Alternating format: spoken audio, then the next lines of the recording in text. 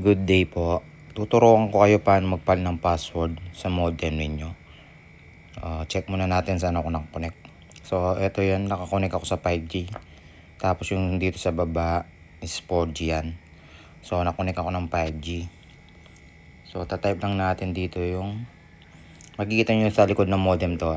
Yung laging na IP niya is 192.168.1.1. Make sure ganyan yung ano niya, 192.168.1. Yung 1 kasi minsan lumilitaw dito parang letter L. So, enter lang. Tapos, pag nandito na, ito siya. Pag nandito, yung username is user. Tapos, yung password, same na sa user sa taas. So, small letter lahat, user. Tapos, confirm lang. Send anyway.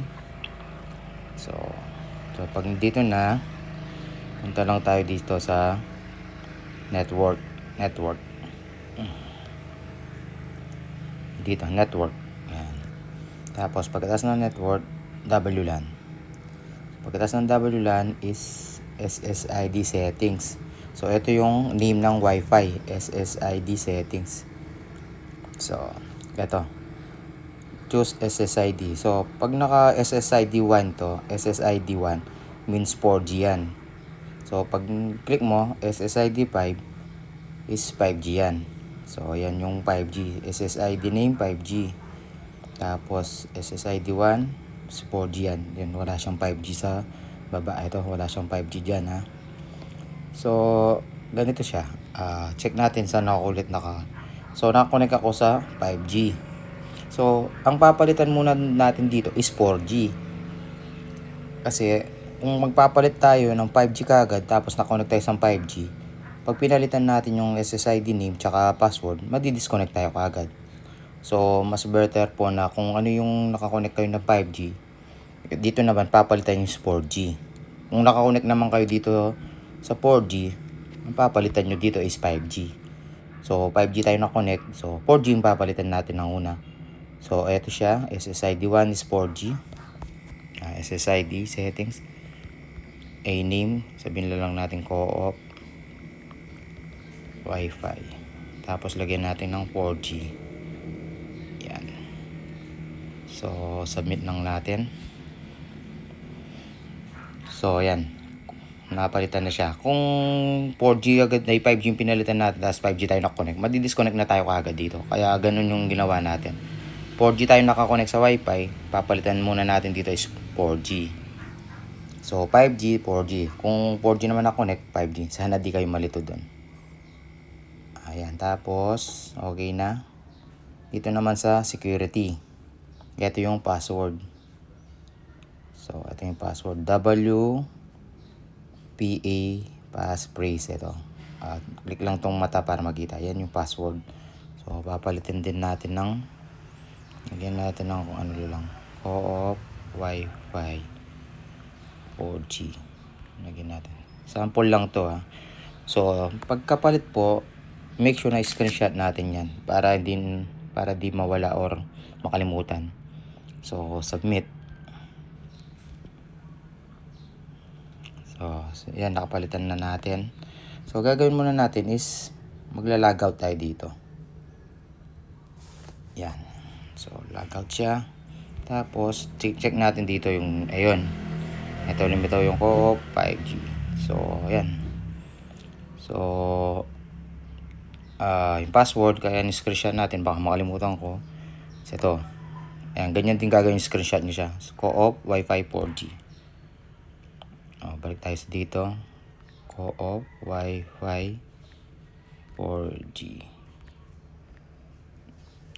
Yan. So, kung nagko-connect na siya. So, connected na siya. Ayan. May internet na yan. Yan. Ganun na magpalit ng password. Ngayon, dahil sa 4G tayo nakakonect, papalitan na natin dun yung 5G.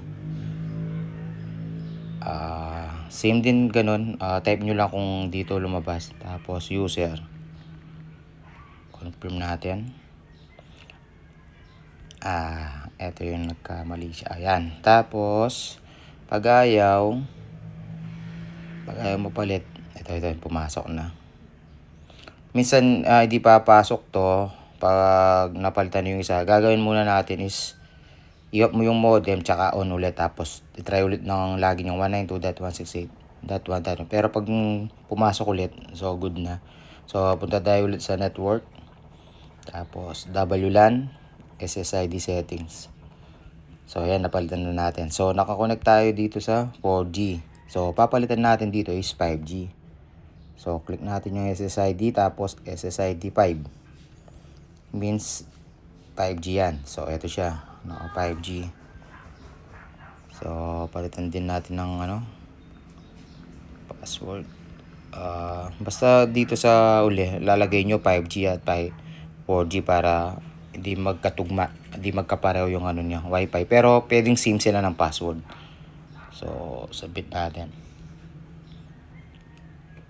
Yan, tapos security ulit. Ito, passphrase. Click muna natin pala to. So wag ka malilito ha. Naka kasi dito sa SSID 1 means 4G pa rin yan. Ito yung password ng 4G. So lalagay ko na sa 5G ulit. So ito yung password niya. So kahit na same sila, pwede naman. Basta yung wifi name is magkaiba. So gawin natin to 5G kasi 4G yung isa. So ayan. Op. Send anyway ko na lang, pero screenshot nyo muna kaagad or eto, pwede nyo naman screenshot ulit para di lang makalimutan. So check natin dito, on off natin. Ayun, nandito na, co-op 5G. So ganun din, co-op wifi 5G.